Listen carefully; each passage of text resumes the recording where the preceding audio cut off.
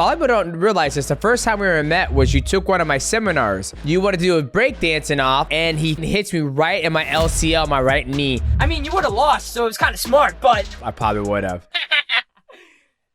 I'm sorry. Are you fighting to go pro to start making money? Or, like, what do you do for a job? How do you make your money? I rob homeless men, and I steal from banks. Come on, dog. You don't rob no homeless, and you also don't rob banks. Your ass is being in jail by now. I'm unemployed! You changed my life when you kicked me in the face. When I rage baited you, it was kind of a calculated effort, and I love that you responded in the way that I wanted. Because now so many people know my name. No way! Let's go! Johnny's here! Oh, here we go. W's in the chat! Oh, it's 15 time! World champion, Demetrious Johnson! You're listening to the MightyCast! What's going on, guys? This episode of the MightyCast is sponsored by PrizePicks. Now, PrizePicks is a daily fantasy sports game played directly from your phone. It's very simple. Go to your app store, download PrizePicks, use my promo code MightyCast. Cool promotion going on right now. Play $5, you get $50 in your lineup. And guys, the NFL season is going right now. They got mixed martial arts, Valorant, CSGO, you name it, they got it. And NBA is back, ladies and gentlemen. They have the max discount. Stephen Curry. All the man's got to do is make 1 point, one basket, lock in that, and then lock in something else to pair those two together, and you got an easy W. So guys, lock in the picks at the right place, which is PrizePicks. Now, shout out to PrizePicks for sponsoring this episode of the MightyCast. Let us get back to our guest, which is WINGED.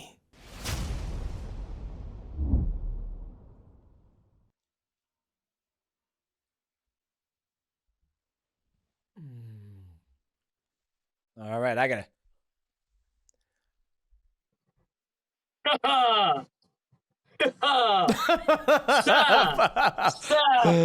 Oh God.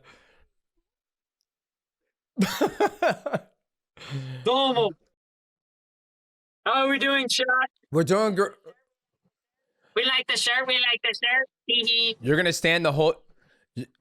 All right, You're gonna stand the whole time. So I can, what's it called? Oh man, this is Emote better.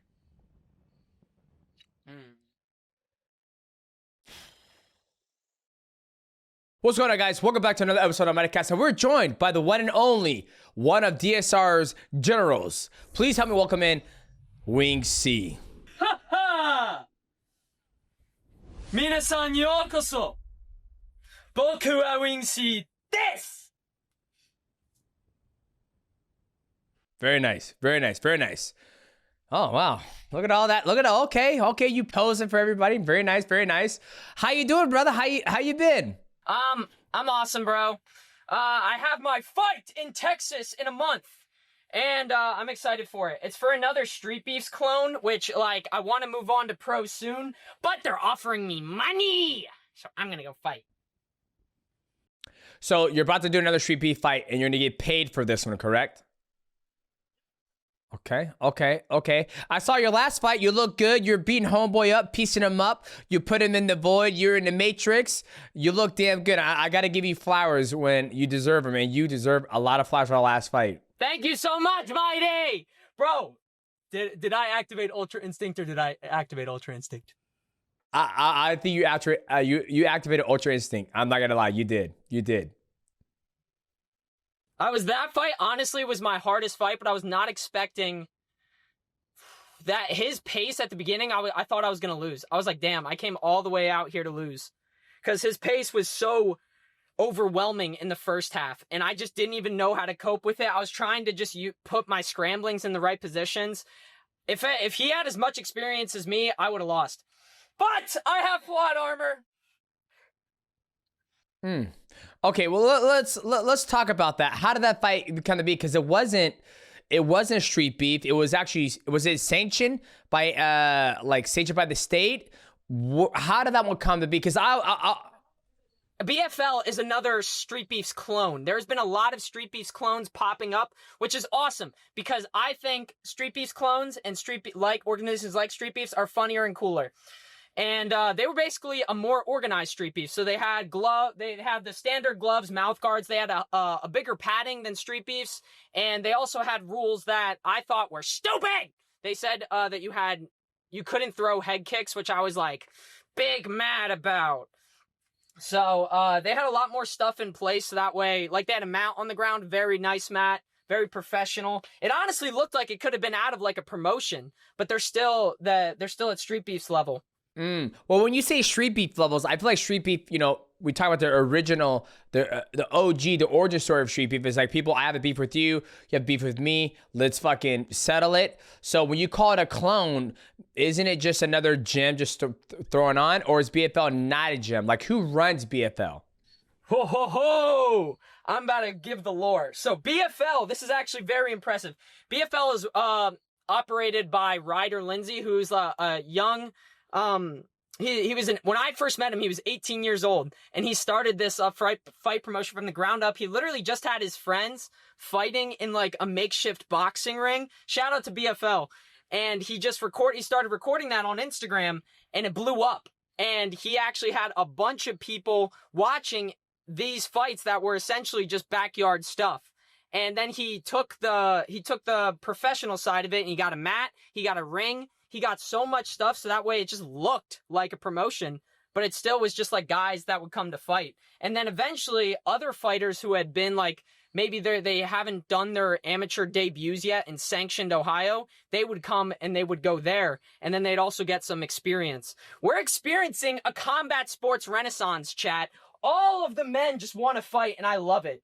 It's like Rome before it collapsed, but we're like a lot more safer, and we're a lot cooler because we have death sentence.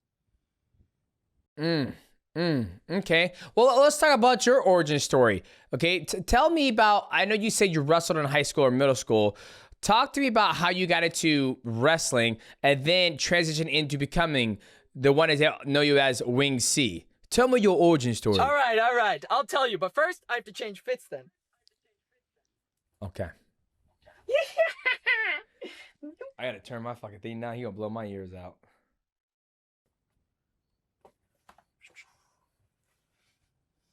So, Wing C's origin story. There's a lot of Wing C lore. I used to be handsome, and I used to have hair. Now I don't. It's because it's my power limiter. I did wrestling in high school, and I was pretty good. They were all wrestlers. All of the boys in my family, we were all wrestlers. So we had World War III like every Tuesday. So during that, I kind of adapted skills on how to fight, kind of. But my dad was a Division I wrestler. He wrestled for Lehigh, and he also was the coach for F&M College. So he was a really damn good wrestler. And that he would instill like in us, I think genetically, the power to conquer and the power to battle. But I was kind of like the black sheep because like I did wrestling from youth up until high school, but I had some problems. I had some beef with the coach because we had a new coach come in right after my freshman year, and we didn't get along too well. I actually tried to punch him because he deserved it, but what the drama was he took my spot, which I said I was going to go 120. I thought I was going to go 120, but I couldn't make it because I couldn't cut the weight. I was a growing boy. How was I supposed to know, chat? And then so I tried to go 126, but he's like, well, this is his first year as a coach, by the way. He's like, well, we already have someone at 126. You're going to have to make 120. I'm like, coach, I can't make 120. I'm better than the kid at the 126 spot, and I beat him in a wrestle-off, but he still didn't give me the spot, and he benched me for several matches. And that's when my villain arc started. So, because of my problems with authority, I quit the wrestling team after, like, having some fights with my wrestling teammates. God bless their souls. I love you, Colby. I love you, Jose. I miss all of my freshman year wrestling teammates. They were awesome, and I love those memories that I made. Shout out, AJ. But it just culminated into a problem where I actually left wrestling, and I was kind of like at a weird point in time where I was like chasing girls. distracted. I didn't really pursue social media as hard because even before I started becoming a fighter, I actually was pursuing my YouTube career, which was nothing because no one thought I was funny at the time and I wasn't really that funny. And so there's a lot of lore. There's a lot of documented lore too. If you go out into like the early stages of my YouTube videos, you'll actually find some funny videos, chat. Okay, so you did that, and then what made you get into like street beef? Because typically street beef, you get into it by you have a beef with somebody. How did you? Because that's why I feel like everybody discovered you with street beef. That's how I found you and Death Sentence. So talk to me about your first fight in street beef. My first fight in Street Beefs. You know, I went there after only 2 weeks of training, because after I stopped wrestling, I stopped doing any combat sport, and I started breakdancing, and that was from around 2021 to 2022, but I was depressed in 2022, so 2023, I went there 2 weeks of training, and I fought T Nasty, and that's the earliest video on my Street Beefs career that you can find. It was in like 2023 of February, I think it was uploaded. I think it might have been I competed February, but it was uploaded in March. But it was like honestly the most mid fight ever because I didn't know how to strike at all. And editor put this in. So I go up, he drops me in like 2 seconds, but my brain reboots in like 3 seconds. So I drop and then I just come in and I pick him up with a body lock and I slam him. T Nasty was very good at his striking at the time, but his wrestling was very bad. So I was able to just kind of like wrestle him and not get him to hit me, but I didn't know any jiu-jitsu submissions. I didn't know any chokes, so I just basically like sniffed him and hugged him the rest of like the 3 rounds, and it was a draw. But then after that, you went on a tear. Like you have amassed a record of what? I think you're 19-3 or 20-3 now. I'm in Street Beefs. I'm 21-2-1, and then in my Emmy record, I'm 5-1-1. Can you see that, by the way? Yes, I can see that. I can see that. Isn't that awesome, chat? Okay. My drawing skills are so superb. No, I think it's great. Like I said, when we met, and you know, a lot of people don't realize this. The first time we met was you took one of my seminars. I do seminars mostly on the East Coast, and I've seen him fight before, and he was doing his seminars, doing a good job. And then at the end of my seminars, I typically do a meet and greet, take pictures, sign autographs for everybody. And then Wing C came up. This is before you had the head tattoo, I believe. I'm not sure. And then yes, it was before. He wanted to challenge me to a dance battle, breakdancing battle. So he puts his phone to his buddy and he starts breakdancing, busts out the windmill. I will say this, I was never able to do the windmill. He's doing the windmill, and if anybody knows, when you're doing the windmill, you're basically using your whole core and your lower body to spin your body around, and he fucking hits me right in my LCL, my right knee. I was so fucking mad. Even the organizer of the seminar was pissed off. And I was like, dude, what are you doing? And he goes, I'm sorry, chat. I'm way more control. You were in your face, and I was like, ah! Like I wanted to rip my skin off because that is not what I meant to do. Yeah, I was so fucking mad. Like I was like, I didn't even post the clip because I was like, I don't want this clip. Oh no, it's all good. It's funny because a lot of people don't realize that, you know, a lot of people get injured at seminars, like whether it's them doing stupid shit or them going with somebody who's trying to take their head off. And so for me, I always try to protect myself when I go to seminars, and that clearly didn't happen that day. I mean, it was sore for about, I think, a week or whatnot, because you fucking healed me right in the fucking LCL. I'm sorry. That's okay. That's okay. You should have breakdance battled me. I mean, you would have lost, so it was kind of smart, but I probably would have. So I probably would have. But then you hit me in the fucking you hit me in the knee, and that's the first time we met. And then you come out here with Death Sentence. How did you and Death become one? How did you get part of the DSR team? So my first inclination of Death Sentence, you know what was funny, is that the first video that you reacted to of me and Sensation fighting, that was the first time you reacted. That was the day that me and Death Sentence like met, but I didn't even like say hi to him. I like felt his aura, but I didn't even like introduce myself to him. Cause after that fight, I was like all bloodied up. So I was like, I gotta go home and I gotta clean all this blood off. I was kind of just hyped up from that. But that same day he had his first fight and he fought, and I saw his fight on StreetBeefs. I didn't see it live. But as soon as I saw it live, bro, I was like, yeah, that's my favorite fighter. That's my favorite fighter, bro. Chat, Death Sentence is my favorite fighter. He's awesome. So it really was just like the first time we met. It was after that. I think we saw each other at the next event, and I had devoted my life to him. Here's the picture from it, chat. This is when I submitted myself to the ruler of all warriors. Okay. What's going on, guys? This episode of the MightyCast is sponsored by First Form. Right here is the First Form Whey Protein Level 1. I already take this after I get done training. The whey protein is top notch. The best way to describe how they process their protein, I always think of it of a chicken in a crock pot. When you cook it very nice and slow, it is able to be absorbed by the body. It's not burnt, it's not overdone. That's what they do with the whey protein. When they cook it, it is cooked very slow and they're able to package it in this beautiful container. And then also I have the creatine. If you guys don't know much about creatine, creatine is one of the most studied supplement on the market.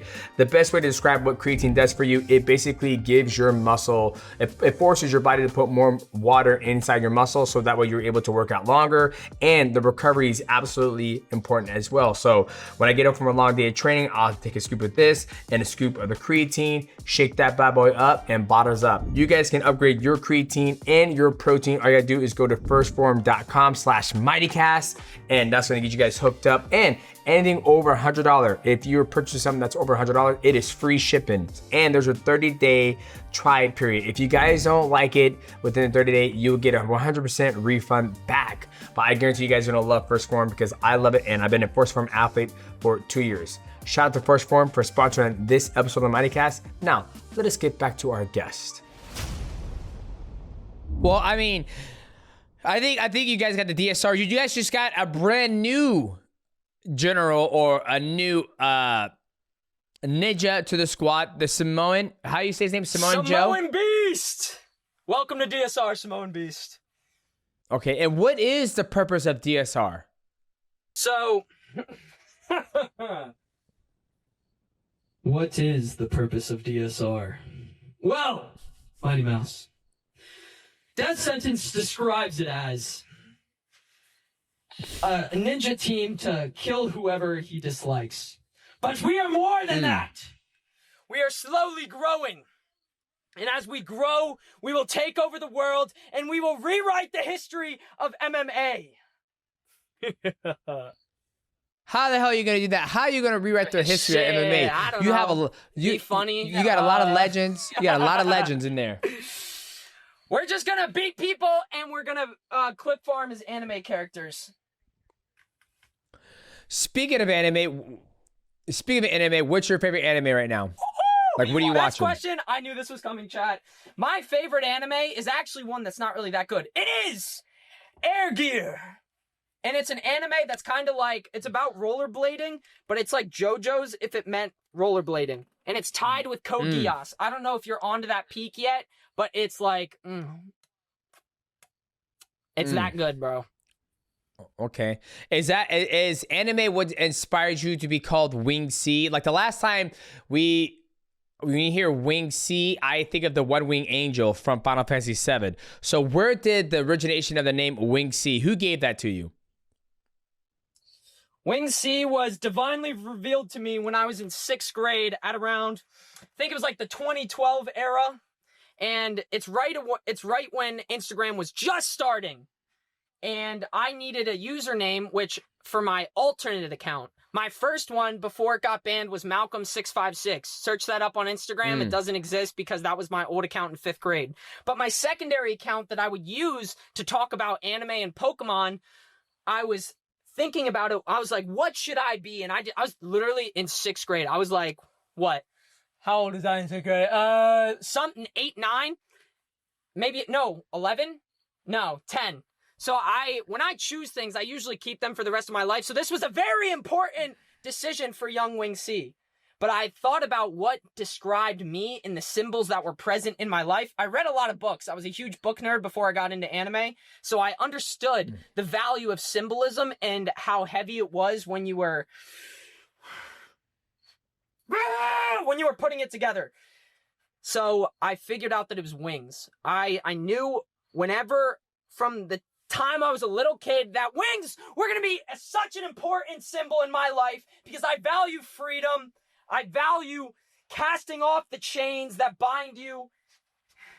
And then C was Cyndaquil was my favorite Pokemon. The C was what? What Pokemon was that again? You kind of broke up. The best starter Pokemon in Johto.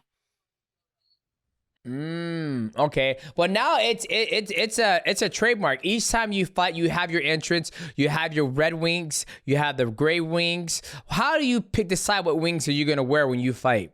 You even have the wings like a fire chicken too, like a bird. I do. Mighty, that is a great question. I let the voices in my head decide because they are divinely blessed by the Holy Spirit, and they tell me what to wear. Okay. All right. So you got to fight in Texas. Who are you fighting? What's the guy's record? What do you know about him? I think his name is Alex. Yeah, Alex Nemetz. He saw me at the last amateur fight that I was on, and he was like, I forget kind of the interaction that I had with him, but me and him are gonna fight, and we're gonna make it legendary! He said it was his last fight. I don't know if that's his last fight ever or last fight as an amateur. I don't know. But I'm going to give him some country wing seed power. What do I know about him? I think he's like 4-2. Is that as an amateur? Oh, I think. Okay. I forget his record. I looked it up and I forgot it. I don't really care about records anymore. They just kind of, my CTE kind of forgets them. The only people that I remember are the ones that low-key are that remind me of anime characters. And then what's your goal? So after you fight him, are you going to try to go professional or to keep on doing amateur? Like I was thinking about reaching out to a professional organization to see if they would be interested in taking you. What do you think about that? Yeah, I've reached out to a couple. There's promotions what's it called? CFFC. That's the one that Dana White kind of picks his UFC fighters from that pool. So I'm thinking about doing an amateur show for them and then transitioning to pro with them or Flex Fight Series and going from there. But I honestly just want to fight everywhere. And my main drag of going pro is that I won't be able to get as many fights. If I'm not fighting twice a month, bro, I get depressed. What am I doing this for? I want to fight as much as possible. And when I go pro, there's so much more at stake. And there's so much more paperwork. It's so annoying. I don't want to do it. But, so are you fighting to go pro to start making money? Or, what do you do for a job? How do you make your money? Let's start there. I rob homeless men and I steal from banks. Come on, dog. You don't rob no fucking homeless, and you also don't rob banks. Your ass would be in jail by now. How would you know that? I'm unemployed. I live off of TikTok pay. I live off of donations. I live in my mom's basement. That's where we're at currently, chat. But soon, don't worry, God will make a way. Yeah, I'm unemployed. I make silly videos on the internet. Gotcha. And then when it comes to actually fighting, do you want to go pro so you start making money, or you just want to keep on fighting as much as possible and not worry about making money? At some point, you got to move out of mom's basement, I would hope. But I think you have an opportunity to actually start making money in fighting if you go pro and you keep on winning, but you won't be able to fight 2 or 3 times a month. Yeah, I want to move out of here as fast as possible. Whatever brand is willing to work with me multiple times, I'm happy to do. I'm still working out the kinks of kind of being micro famous because you have to talk to the corpos and I hate talking to the corpos about making money and doing promotions, but it must be done. How do you do it, Mighty? What do you do? I keep seeing your ad about Orb Sports and it comes up every time I see a combat sports ad and it's just you going, and it's that click of you taking off the mouth guard. and it's burned in my mind. I actually dream about it. When I go to sleep, it just keeps popping up in my mind. That's some good advertising right there, my friend. And can I make that joke? Disgusting. I'm just Disgusting. kidding. Going is cringe. Absolutely disgusting.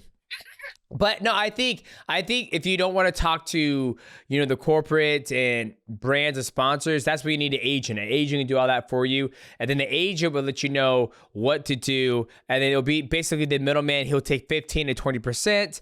And then that way you just focus on making videos, fighting, and then the agent will take care of it. So you got to find yourself an agent. I think Michael is actually looking to hire or looking to, manage people. So after this, chat, we could talk to you and Michael and get you guys hooked up together.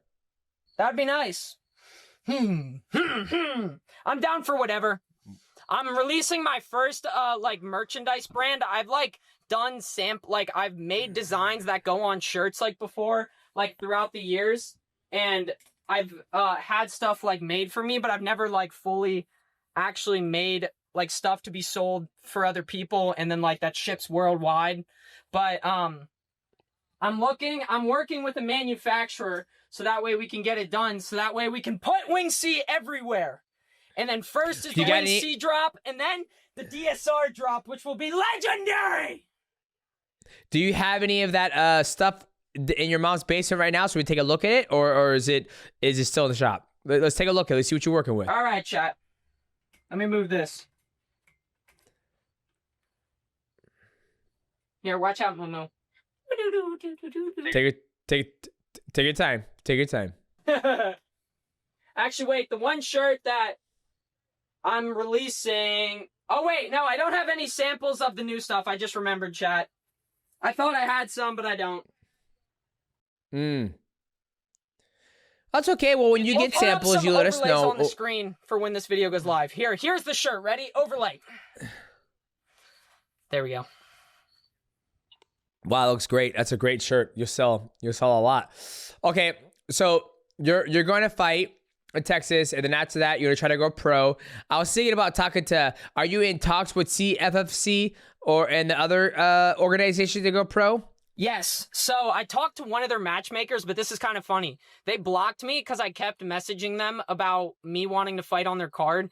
I don't know why they blocked me, because all I did was say, hey, here's a pre-generated text of my record. I'm Wing C. I want to fight on your card. And then every couple of months, I'd remind them by sending this smiling dog gif. Here's the gif. And then I would send it to them, and then they blocked me. But then they had another matchmaker reach out to me. They're like, hey, we got to have you on our October card. So that management is kind of fragmented, but hey, put me on your card, CFFC. You want to see me dance. I'm funny in Sigma. Right now, you're training in a gym. Where do you train at? I train out of Jiu-Jitsu 1, which is but I've trained around multiple gyms in PA. PA is strong because we have Dagestani level wrestling, but we also have some fragmented jiu-jitsu stuff and striking stuff. But we're kind of weak. We're in a weird spot. We're right near Philly, but I'm 2 hours away from Philly, so it's not as an easy drive. When you act like this in class, actually you actually changed with me. You're actually well behaved and chilled and relaxed. How does your professor deal with teaching you new moves when you're in class? I feel you have a lot of energy. You're all over the place. You can't focus. You can't sit down. How does he deal with that? That's a good question, because you're exactly right. I don't focus and I don't really listen to the coach. And that's how my style is kind of developed, because I just do whatever I think is coolest. And I learn the most in sparring and in real rollings, because then I figure out what part of my style doesn't work against other people, and I kind of build conclusions from that. I still pay attention. Shout out Josiah Suarez. Shout out Nick at Jiu-Jitsu 1. But they low-key have to tell me again after every time they explain it, because my mind is somewhere else. And it's my learning disability. It's also why I freaking sucked in school, bro. I dropped out of school, Mighty, but I went back into it. But there's a lot of Wing C lore. Now, did you get your did you get your GED, or you didn't get a diploma? So this is actually pretty cool. My original graduating class was class of 2020, which was COVID year. So that class basically didn't get a graduation, but I dropped out and then I went back into it because of a girl that I liked and she convinced me. And then I ended up graduating and passing with like C's and D's. But shout out my guidance counselor. She got me through it. So there was I basically learned a lot in the year that I was dropped out when I was just working than the whole entire 13 years of government education that I did. I learned more in 1 year being an adult and working a job, waking up at 4 a.m. at 17, 16 than I ever did throughout all of that government mandated education. What job were you doing? I was just lifeguarding. Getting up at 4 a.m. and making sure people didn't drown at a gym. Have you ever thought about getting a job now and pursuing, mixed martial arts and fighting? I've looked into it. I could probably start teaching privates now. I had an offer to go teach a seminar at Pitt for their MMA club. And I'm going to go teach them, even though I don't think I'm really qualified to teach, but in terms of, I've taught breakdancing before. So I think if I taught just movement instead of what works with certain kicks or punches, I am actually a pretty good teacher. Cause hopefully that answers the question. I know it kind of doesn't, but yes, I have thought about it, chat. I mean, if you get offers to go out and do seminars and stuff, I think you should do it. I do believe you have good movement, right? That's the hardest thing that I think a lot of people have to deal with you is your movement and the emoting, right? And I think once you fight someone who's I'm not going to be bothered by the movement and emote, that's where you're going to run into trouble, which you've had in the past. But you should take them up on that seminar. I think you might be able to make some good money. Yeah, I'm going to do it. It's for my buddy. What's your plan? Walk me through your seminar. You walk in there. You come in with your glasses. You come in with your wings. They actually have a pretty good amount of people because it's at a college and it's not really they have a gym space and it's a club. So it's a bunch of beginners, not a lot of advanced people, but I'm going to be teaching them movement and then I'll try to teach them some advanced techniques because that's the only thing I want to teach. So yeah, let's say you walk in. Hello, everyone. I'm walking in. Boku wa winged desu. I'm not qualified to teach you all right now, but I'm going to try. All right, guys? So, show of hands, who watches anime? Everyone else who has not had their hand raised, sit down, start clapping. Yup. Thank you, guys. Everyone else who doesn't watch anime can leave. I'm joking. So what we're going to be working on today is movement because you guys are all super beginners. So I'm just going to help you guys start to move. I don't want you guys stiff moving like this. A lot of what makes me famous or makes a lot of people watch me is the way I move. And it's a lot of V steps. It's a lot of triangle steps. It's almost like a break dance because I started, before I did MMA, I was breakdancing. So I want everyone to be on their toes. Everyone start moving.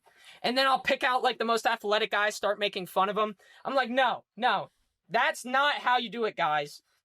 Actually, no. I might be a little bit more funny with that. Because picking on people always gets people more energized and more engaged. I would know that because I have ADHD, chat. So, we're all moving. I'm going to just work on putting them in a circle and just moving on their toes so they're not like this and getting punched in the face. That's what I would first cover. I think that's solid. I honestly think that's solid. I think you get a lot of people who would actually enjoy that part of the seminar. What does your mom think of your character, Wing C? How does she feel about it? And your brothers? Oh my goodness. My family been known that I'm a black sheep. But my mom, when I first my mom was she's I don't want you to have a head tattoo. She's please wait till I die before you get a head tattoo. And I was and I just come back with a head tattoo and she's that's my Malcolm. That's my Wing C. And then when I burned the bridges by getting this head tattoo, it's like now the name Wing C just means so much more because of my resolve towards it. And so this really elevated my career. It elevated my seriousness, my focus. My parents are like, yup, they're supportive now because now that I have like people like you who are entertained by me. But before they were a little bit standoffish. My brothers and sisters, or I have two brothers and one sister. My brothers were like, that's crazy. But, like, that's so on brand for you. I dropped out, so, like, it's kind of on brand for Wing C. And then my sister was like, yup, she's like, that was dumb, but now it's kind of working out because people are watching me. How old are your brothers and sisters? So, my older sister, Sarah, is the oldest. Shout out, Sarah. Love you. She is 30. She just turned 31. If I mess that up, I'm sorry. Cortland, the eldest brother, the D1 Lehigh grad. He is 29, I believe. He also is friends with Darian Cruz, the one he won NCAAs at 126. My younger brother, my favorite brother, Brayden. I love you, Brayden. He's my torture object, my brother, the man that I would conquer, the man that I would commit arson for, my built-in best friend.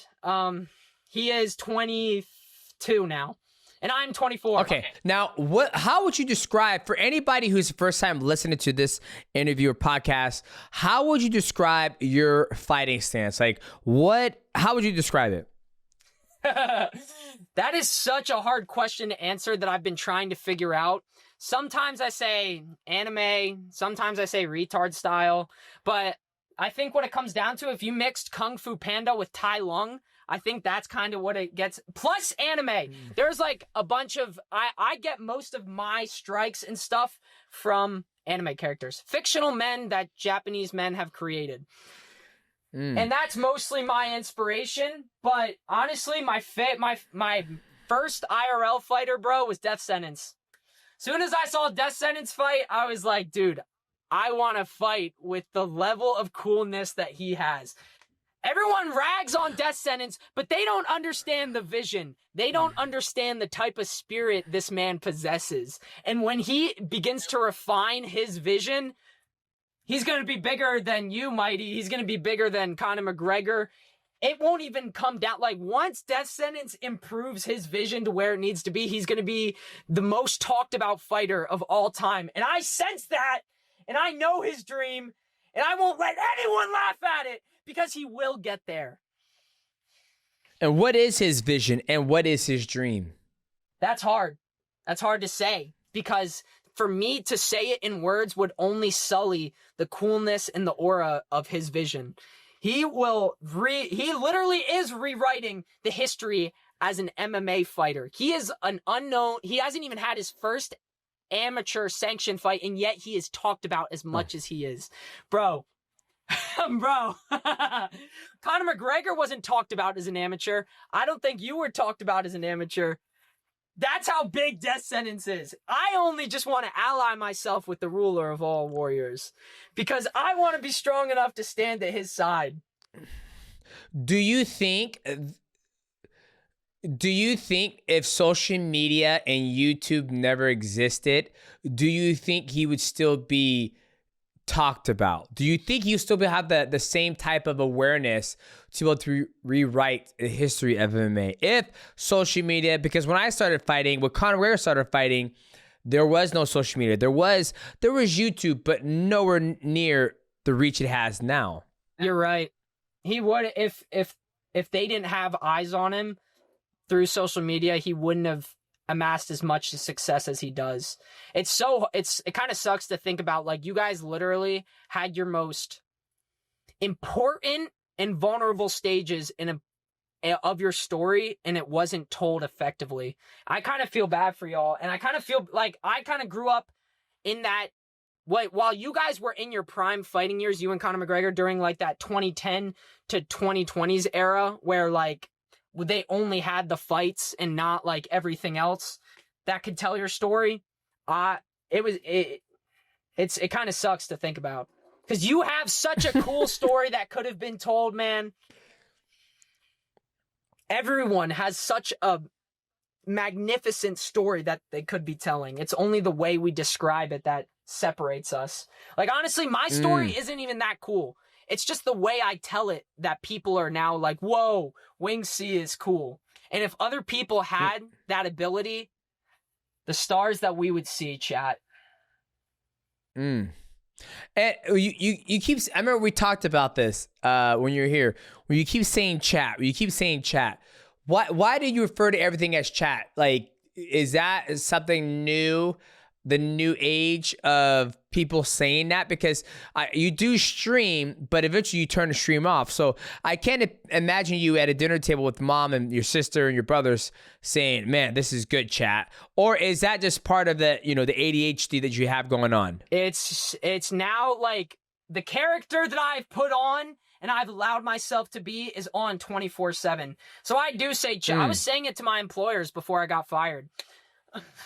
That's how like ingrained the character is, because it is me and I am it. But yes, chat's used at the dinner table. Chat is used in every social interaction. I just refer to everybody as chat now. It helps too, because I have CTE, so I forget people's names, and I'm like, yo, what's good, chat?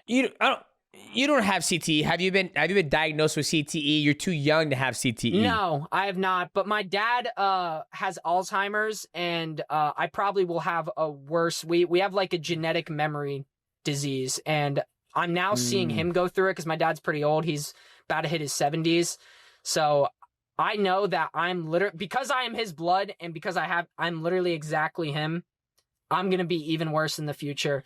That's why I hope that my story ends with me fighting. I hope that I have a glorious battle and I fight to the death, and that I'm enshrined in that battle and everyone remembers it, even though it will turn to dust. That's how I hope to go out. I don't hope to live long. I just hope that my story will affect the minds of young, impressionable men, and that I will inspire them to discipline themselves and to worship the Lord with battling and combat. Oh, there's so much. I just can't wait for my story to just happen. And what do you want your story like when you die and the battle of glory and blood and all that good stuff? What do you want your story to be, Wing C? What do you want it to be? I honestly don't even want it to be pro MMA. I want to change the world. I want to be like the Gen Z in Nepal that take over their corrupt government. You know the problems in the world, Mighty Mouse. You know they who cannot be named. The celestial dragons. I will destroy them. I will rip sin from flesh. I will conquer my desires. That's how great my story will be. Oh, I'm feeling the Holy Spirit. The last time I heard about celestial dragons, I'm not gonna lie to you, is when my daughter and I play My Little Pony. So you want to give me more of a context of the celestial dragons and who you're talking about? The celestial dragons are the antagonists in One Piece, and they are closely paralleled to the people that run the world today. And it's a very One Piece. If you start to read that epic, amazing story, you'll start to. I ain't reading that shit. That shit's trash. I ain't reading that. You have to read it. It's I ain't amazing. reading that. It's like another full-time job, but just like lock in, bro. Clock in and start reading. It's amazing. That's before my time. I'm a Dragon Ball Z kid, and now it's Jujutsu Kaisen, it's Demon Slayer. The first serialized One Piece manga was 1997, and I think Dragon Ball was before that, right? The first serialization of Dragon Ball. Fact check that. I think Dragon Ball was 1993. I could be wrong. Yeah, 1993. Because in 1995, I was coming home from football practice watching Dragon Ball Z, this Frieza saga. So I think Dragon Ball Z was way before One Piece. It was a couple years before, but they started at the same time. But think about that, dude. The man, Ichiro Oda, as a 22-year-old man, he started his epic One Piece, and he's been making it for 30 years. He's now in his 50s. He's about to hit his 60s. He's made one of the most amazing stories ever that is so peak, chat. It is so peak. Oh my goodness, chat! All right, Michael. What do you got for Wing C? What do you got for Wing C? What do I got for Wing C? Well, I'm gonna eventually, when DSR reaches the heights of its wealth and influence, what I want to do is release a story. I want to release a manga. And I can't draw, so I'm gonna hopefully hire someone else. And it'll be a manga kind of with all of the DSR crew, but it's gonna also be like semi-fictional, semi-realistic, and we just tell all the stories in DSR crew, but we also include some fictional main character story that will inspire the young men, because I don't really like seeing young men throw their lives away. We have a lot of suicide for young men, and I don't like that. And I just want to inspire them to be disciplined, inspire them to live, and give them hope, because we as young men are pretty discarded unless we're talking to fame. Well, unless we're great like you and me, Mighty Mouse. There's a lot of wrong in the world, and I don't like it. I see. Okay, all right, Michael. I think he gave you time to get in here. What you got, Michael? Oh, I like the headband, Michael. What's up, Wing C? Always a pleasure to meet you in the flesh. So, I have to ask, I'd be remiss if I didn't ask about the infamous viral moment between you and Demetrious on the last episode of the training arc. Can you kind of describe this, just so people, if you haven't seen it, I don't know how you haven't seen it because it blew up. DJ and Wing C are sparring. Wing C, you were, let's be honest, you had it coming. You were kind of saying a lot of stuff, talking a lot of trash, and then DJ hits you with the head kick. Oh my goodness, now I'm down, crash. That was golden. I'm so glad that it happened. Wait, hold up. I have to change outfits to get more sentimental, chat.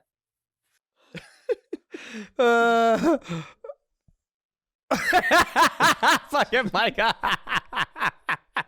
Oh my fucking God. Oh shit. This shit is too fucking this shit. I'm excited to see his costume. I gotta be honest. I am so thankful. Wait, hold up. Let me put on the jaunt. I want to be real sentimental when I say this. Oh God. Testing. Mighty. You changed my life when you kicked me in the face. And I'm honestly so glad that you did it, because I might have stayed unknown. And I already had burned the bridges by putting that head tattoo on me. And I knew it when I did. When I rage baited you, it was kind of a calculated effort. And I love that you responded in the way that I wanted. I love that you did that. I love that you posted it, because now so many people know my name. And for a long time, all I wanted to be was known. So thank you, Mighty Mouse. Seriously! I actually appreciate you so much, man. Now tell me your social security number and phone number so I can thank you. It wasn't not my proudest moment. I'm not going to lie to you. I came home. I felt disgusted. I was very sad. And then after I watched, I was like, it wasn't that fucking bad. It felt worse when I was there, but after I watched, I was like, he's fine. He'll be able to live another day. Yeah, it also works because I wasn't wearing a mouth guard. So, like, it wasn't that hard. It was just a little, like, my chin is non-existent. So it was like, thunk. It was kind of like what happened with my first fight. If we reverse back to my first fight, zhink. It was like I just got tapped a little bit hard, and that was it. There is no animosity. I literally wish that could happen. No way! Let's go! Johnny's here! Oh, shit. Here we go. W's in the chat!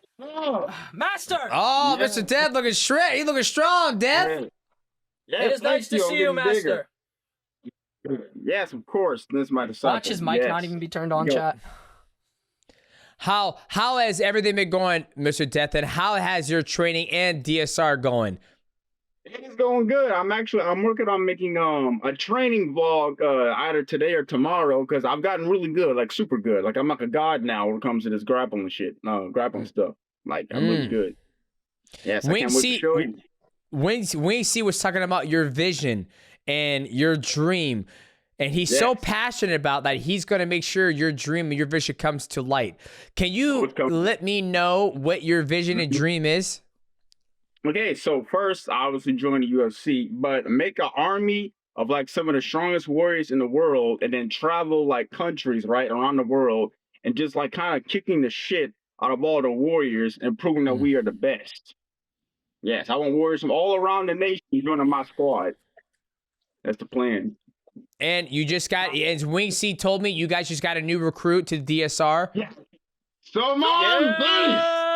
hopefully Mike too. The plan is to come back in November. Go back to Scrapyard. We got some unfinished business there, and take out the remaining ops. Oh, that is the plan. Yeah. Okay. Lights Out needs to die. The Chef needs to die on Crazy Legs too. Well, I thought you were about the boxing Aiden Ross thing. I thought you were gonna do a boxing match. What happened to that? Let me explain. Okay, so I went to his event. I don't know if I posted some photos about it. I didn't get to meet Aiden Ross himself. I did see him. He was supposed to fight. I don't even know who that is, but apparently he backed out. And then they wanted me to fight. They wanted me to fight him, but I think he was busy at the moment or doing something. So, Wing C, would you go and accompany Death Sentence on this travel? And is your suit modeled after the great Death Sentence? Yes. Okay. All right. Okay. Yes, it is. You see my new suit? I have a new suit now. You have your new suit? Yes, I have. Shit. Hold on. Stay right there. Yeah, I won't go anywhere. All right, Wing C. So if you get the opportunity to fight with Death Sentence and Aiden Ross, would you go do it? Yes. I've talked to their producer. He is, what's it called? He asked for me my fight weight, but he has been leaving me undelivered. But I also had XQC react to my John, because I think the whole brand risk promo is going to be like Aiden's people versus XQC's people. I haven't really heard many details. This is kind of like unreleased stuff. But XQC reacted to my fight as well. I just want to be there with Death Sentence. Any person that stands between me and my master will die. Doesn't matter how big they are.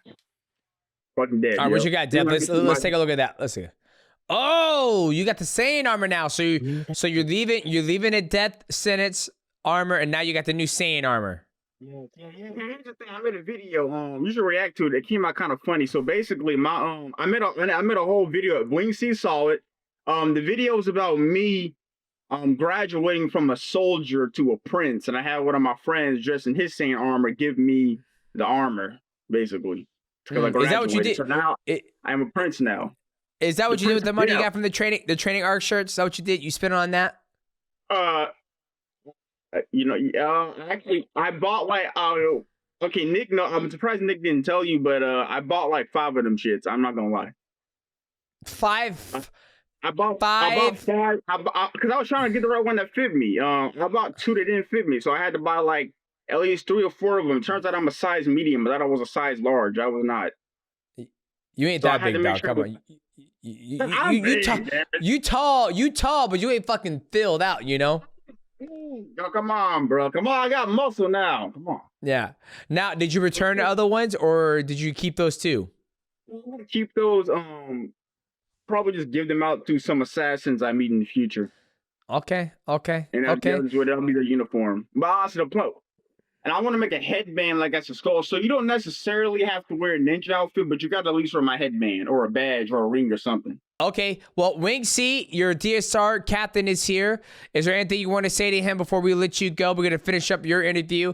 Is there anything you want to say to Mr. Death before we let Mr. Death out? Master, I love you. I love you too, assassin. Fuck the ops. All right. I mean, you will not be disappointed next time. Trust me. I will not. I cannot wait to see what you do next, Mr. Death. Have a good night. We will chat with you soon, my friend. Yeah. Well, guys, all right, I'll see you guys later.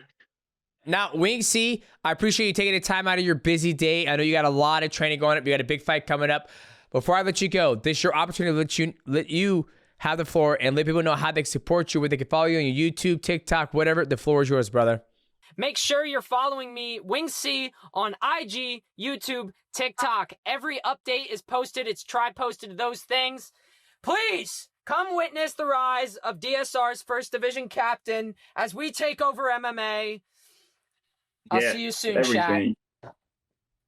Perfect. Yeah.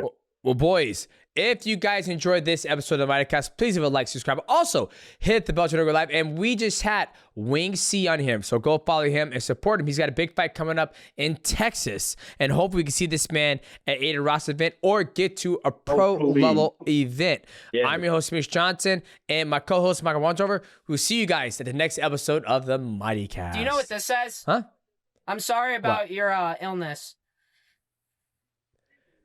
Don't ask Mighty about his What? I can't read that. It's Ligma. Ligma? Yeah. Ligma. I heard you contracted Ligma, so I just wanted to say I'm glad you got over it. I don't know what Ligma is, but boys, we'll see you guys at the next episode of the MightyCast. Right. What's going on, guys? Welcome back to another episode of the MightyCast, and we were joined by the one and only WingC. We're going to recap everything we just talked to with that gentleman. Yeah, that was a lot. I'm not going to lie to you guys. That was really a lot, which I knew it was going to be, but he's been very successful in his journey of mixed martial arts. He has no interest he doesn't want to go pro, because he wants to be able to keep on fighting.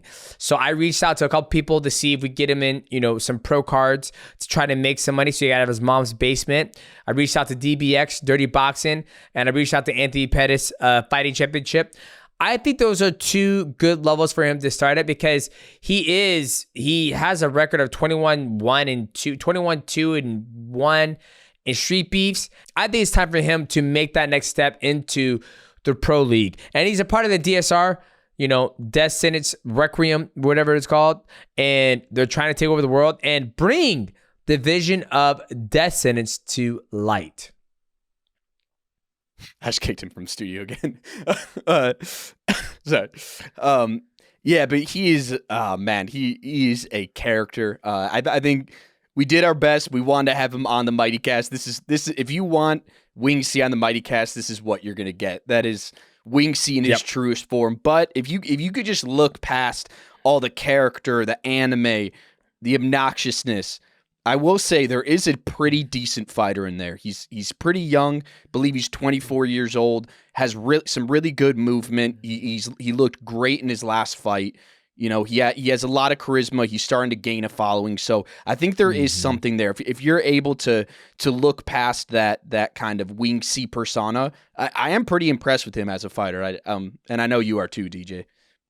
Yeah, he's got great movement. I mean, he beats a lot of people, and I think it's time for him to take that next step. His movement's so good and tricky, and like Michael said, he has amassed a massive following. Like when he fights, people tune in, and you just look at the numbers, right? You look at our YouTube channel. I could break down Tybertola versus Adrian Lee. It might get 30,000. It might get 45,000 views. But if I break down one of WingC's fights, it's going to get 435,000. People love to see him fight.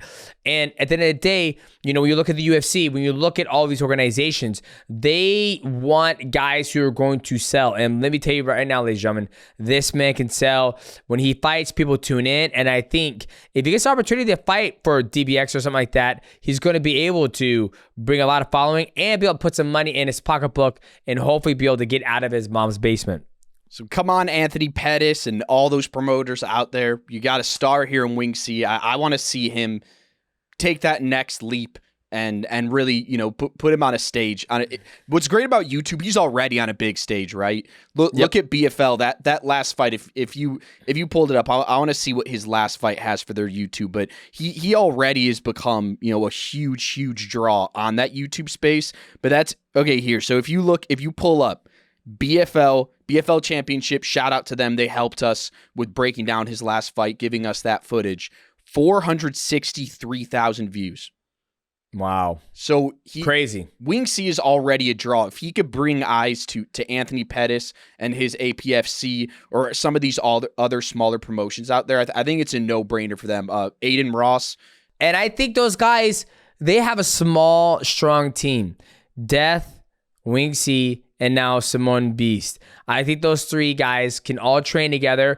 Even though they live separate from each other, I think they can all come together because Wing C's at a gym. He's training, he's working out, he's fighting. So I think he can help lead those guys to what success can look like in the fights, because out of all three of them, Wing C has been the most successful one out of when it comes to the combat, right? Like we said, he has great movement. He's not scared to get hit. He has one of the greatest assets that a lot of people will have a hard time, getting, which is not being afraid to get hit and being able to strike on the feet. Yeah, and I tried to get Wing C to have a serious answer about it, but he wasn't given many serious answers. But I did want to ask you one more time about the viral clip.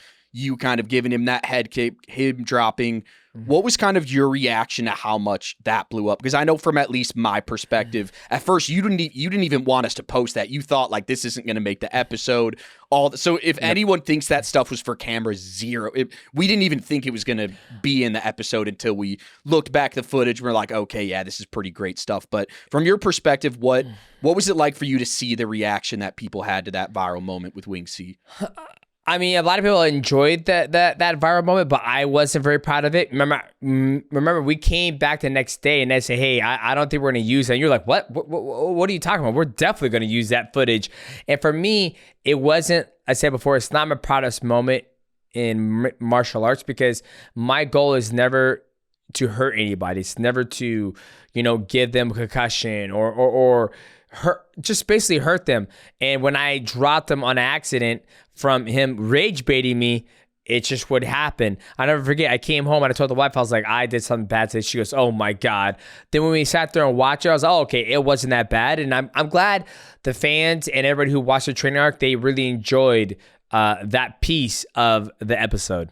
Yeah, no, I think in all of our training arc episodes, that might have been the most viral moment in any of them, which just says a lot because that's a series I know we're all very proud of, and that moment was, I think it did elevate Wings. Wing C was already a star before us, but I think it elevated his profile a little bit, and good for him too. As much as he's having this character on screen and all that stuff off camera, just so people know he definitely was apologetic about it, and I think he did. Oh, yeah. I think he did learn a lesson, but getting him to say that on camera, just getting him to sit still, to have a mic talk on camera, that's the difficult thing. But I'm excited to see what's next for Wing C. What would you like to see next for him?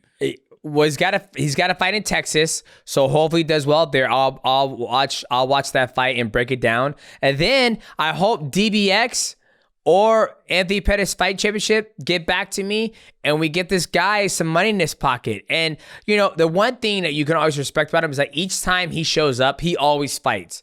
There is no I don't want to fight. He brings a show, he brings a little wings, and he shows up and he fucking scraps. And I think people around the world want to see that, and I think they're going to enjoy it. So we're going to find out. We're going to be bringing on his next fight, so make sure you guys like, subscribe, also hit the bell to when we go live. Go follow Wing C on his TikTok, his YouTube, his Instagram, because we want to show him love because he's out there and he's trying to entertain. He's trying to make it out of his mom's basement. And so, boys, if you guys enjoyed this recap, like, subscribe, leave a comment down below what you guys thought about this episode. And if you already follow Wing C in the chat, just put a W in the comment section. That way you know you came here from Wing C. I'm your host, Demetrious Johnson. My right-hand man, Michael Wandover. Our guest was Wing C. We'll see you guys in the next episode of the MightyCast.